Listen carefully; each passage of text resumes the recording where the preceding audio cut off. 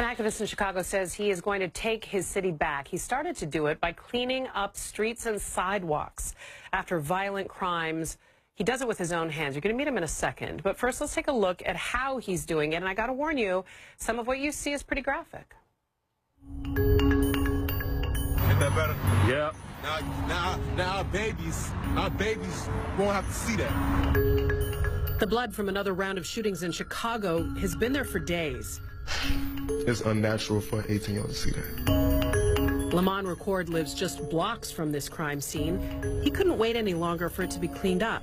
So Lamon took matters into his own hands. I got the broom, the bleach, because our children that walks, you know, on that sidewalk every day to go to school or to go anywhere, not even just our children, but the people in the community in general, they shouldn't have to see that blood to remind them of what happened.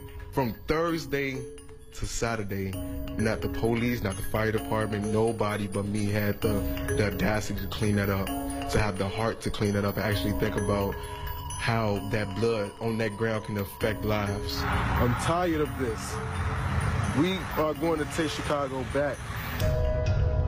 We reached out to the Chicago Police Department. They explained that the protocol in these situations is for the supervisor of the crime scene to call the fire department only if there's a large amount of blood for what they call a washout. They also tell us they can't verify if this specific scene was or was not cleaned up. But joining me now is that young man you just saw on screen, Lamon Reccord. Lamon, it is a delight to meet you. You know, you heard what the police say about their protocol of when they clean up and when they don't. What do you say to that?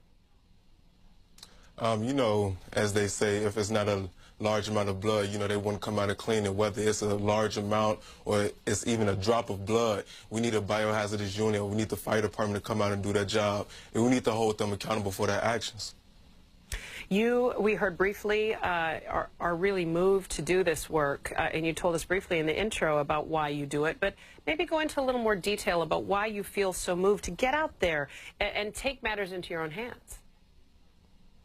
Well, actually, I was born and raised in Inglewood on the south side of Chicago, and growing up, I would always move back and forth from Inglewood to South Shore, and I was adopted 2 days after I was born. You know, I was always running away from home, went days without eating, and growing up, you know, getting in high school, you know, start to learn how to meet new people and build relationships with others, and I lost over 15 friends to gun violence, going on 3 years in Chicago. And, you know, after I lost somebody to gun violence, I always came to my own mindset, and I said, I'm tired of seeing the same things over and over again. And, you know, that could have been me that got shot. That could have been my blood on the ground.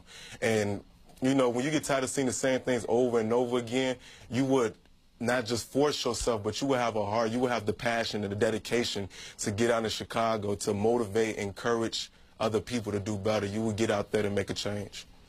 Well, Lamon Reccord, you're one of the voices of people there in Chicago that are working for change. We know there are other efforts underway as well.